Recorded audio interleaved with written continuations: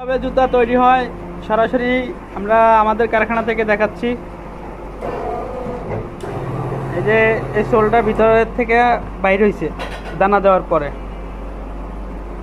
এই যে এখানে দানা মাপতেছে, তারপরে এখানে দেওয়া হবে ভিতরে ডাইসের ভিতরে, তারপরে টাইম দেওয়া আছে, টাইম অনুযায়ী মাল নামবে, তখন এরকম জুতা রূপান্তরিত হবে। তারপরে এগুলার ফিতা লাগানো হবে, তারপরে মার্কেটে দেওয়া হবে।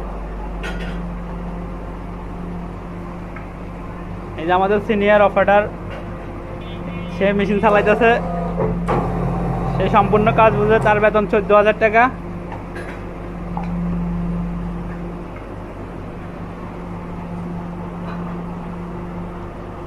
তো যারা আমাদের থেকে জুতা নিতে চান অবশ্যই আমাদের সাথে যোগাযোগ করবেন বা নতুন ব্যবসা দিবেন।